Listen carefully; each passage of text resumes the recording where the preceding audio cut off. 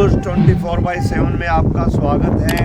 मैं हूं आपका अपना पत्रकार अजमेर कुंडू उर्फ कड़क सिंह और आज हम पहुंचे हैं नरवाना के पास बद्दोवाड़ा टोल पे, जहां पे किसानों का जो धरना है जारी है और कुछ किसान भाई, कुछ किसान नेता हमारे साथ खड़े हैं, तो हम उनसे बारी बारी बात करेंगे।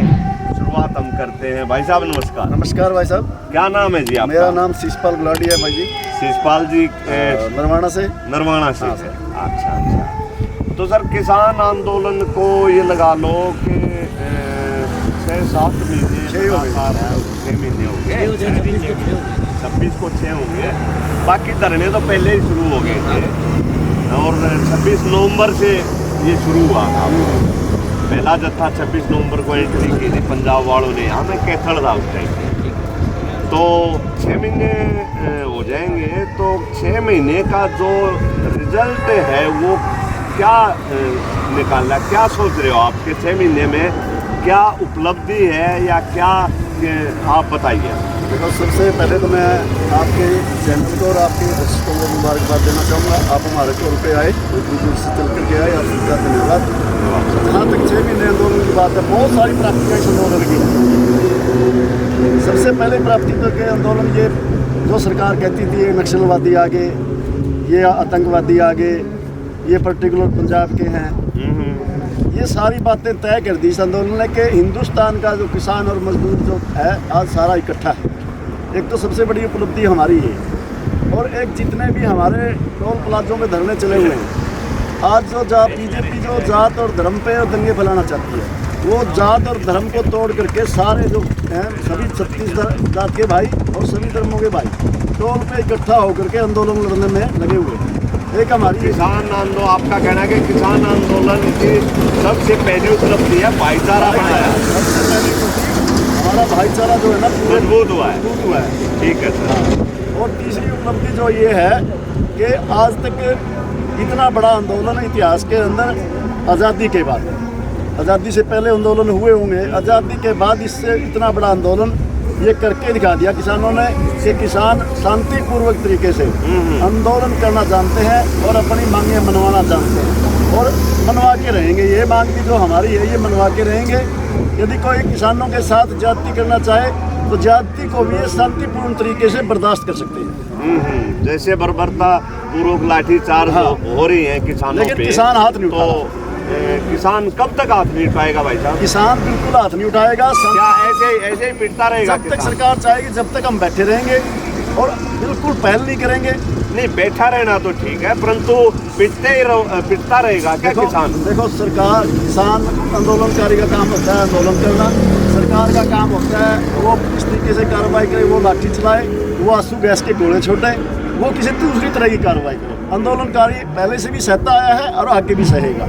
सरकार की मर्जी है वो किस तरीके से इस आंदोलन को पेश करना चाहती है, लेकिन किसान एक बिल्कुल शांतिपूर्ण तरीके से और उसकी जायज़ मांगों के लिए जो ये काले कानून लेकर के आए, इनके रद्द करवा के ही वापस जाएगा। अगर इससे पहले वापस जाने का कोई रास्ता नहीं।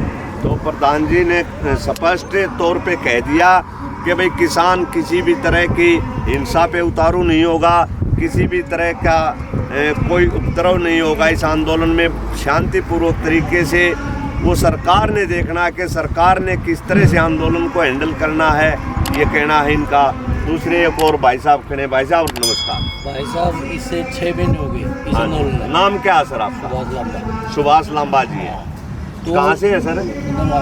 नरवाना से। ठीक है। तो ये 6 महीने हो गए। अब इससे बड़ा प्रूफ क्या है? अगर किसान ने मतलब कोई झगड़ा या कोई ऐसी प्रकार की कोई चीज़ें करनी होती, क्या 6 महीने निकल जाते? आप बताओ। शांति प्रिय बैठे तभी तो 6 महीने निकल गए हमारे। अगर उस तरीके से होते लोग तो ये कभी कभी मतलब हमारा हो जाता फैसला। हम शांति प्रिय चल रहे हैं। अब सरकार की मर्जी है, तो देखो कब तक बिठाएगी हमारे को। अब लड़ाई लड़ेगी। तो भाई साहब का भी, लांबा जी का भी यही कहना है, भाई हम तो शांति पे 6 महीने से शांति प्रिय तरीके से बैठे हैं और ऐसे ही शांति प्रिय तरीके से ही आंदोलन लड़ेंगे। सरकार ने देखना है कि कब तक हमें मजबूर करेगी यहाँ बैठने के लिए। एक और भाई साहब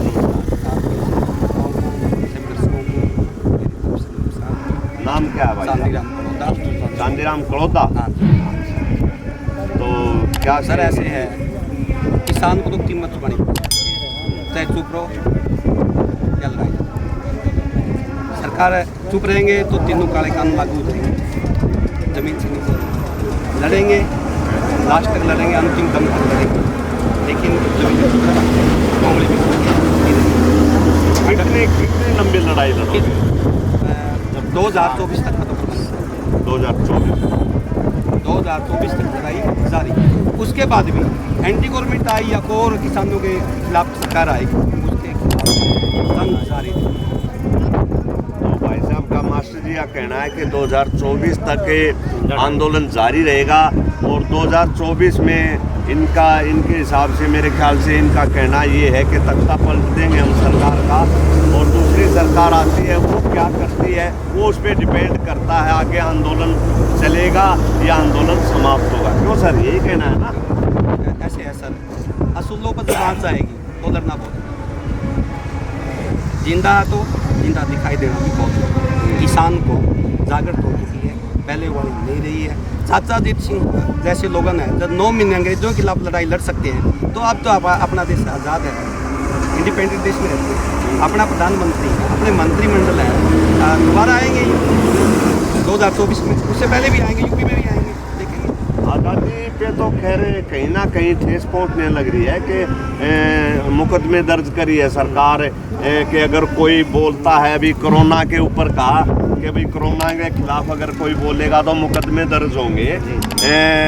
देखो ये आज़ादी का जो बोलने का अधिकार है, हालांकि अगर कोरोना पे कोई बोले वो उसका व्यक्तिगत मत हो सकता है, तो इसका मतलब क्या होगा? क्या मुकदमे दर्ज होने चाहिए? क्या ऐसे है, जहाँ तक आज़ादी का आपने प्रश्न किया, जो मौलिक अधिकार हमें मिले हुए हैं संविधान के मुताबिक, संविधान की प्रस्तावना है हम भारत के लोग, उसके ऊपर ये सरकार बहुत तेज़ी से अमल करने पे लगी हुई है। चाहे वो राइट टू एजुकेशन है, चाहे वो राइट टू इक्वलिटी है, चाहे राइट टू प्रॉपर्टी है, जो भी है, या राइट टू स्पीक है, सभी जितने फंडामेंटल हमारे मौलिक अधिकार इस संविधान ने दिए थे, हमारे बाबा भीमराव अम्बेडकर के द्वारा जो रचित हमारा संविधान है, उस पर ये एक एक करके बड़े क्रूरतापूर्ण तरीके से जो है ना उस पर हमला करने पे लगी हुई है। सबसे बड़ा हमला तो प्रधान जी मेरे ख्याल से राइट टू स्पीक पे हो रहा है। हाँ, जब भी कोई अगर बोलता है तो देशद्रोह का मुकदमा, जब भी कोई इसके खिलाफ बोलता है उस पर ईडी लगा देते हैं, उस पर सीबीआई के छापे मरवा देते हैं, उस पर 307 के 302 के इस तरह के संगीन अपराध उसके ऊपर दर्ज कर देते हैं। तो इससे बड़ा राइट टू स्पीक के ऊपर और क्या हमला सकते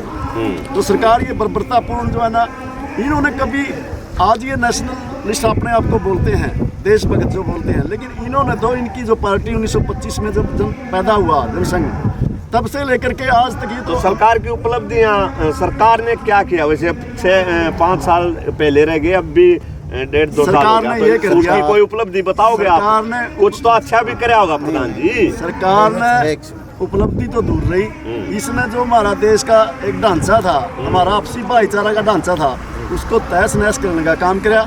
और जहाँ तक इकोनॉमिक की बात करूँ मैं, देश की अंदर तो ऐसा नहीं, उपलब्धि कोई नहीं है।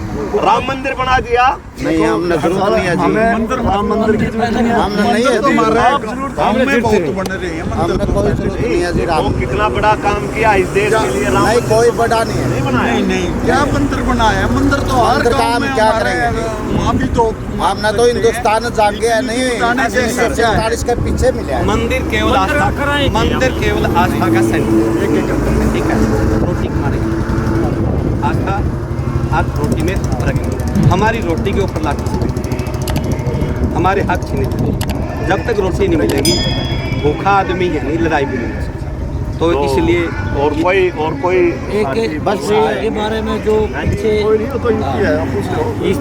हाँ जी। हिंदुस्तान की यही उपलब्धि है। नाम बताइए भाई साहब। महेंद्र सिंह कड़ोदा। तो हिंदुस्तान को पीछे 1947 के पीछे देखा गया, जाग आई तो आंदोलन के द्वारा ही जाग आई। मैं समझा नहीं, दोबारा दर्ज गुलाम मिले जी हम।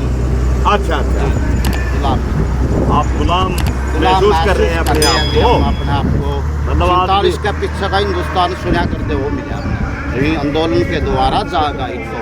तो महेंद्र जी का कहना है कि इस आंदोलन ने हमें जगाया आज़ादी और गुलामी के बारे में बताया है और हमें लगा कि हम गुलाम हैं आज। जी यही कहना चाह रहे हैं भाई साहब।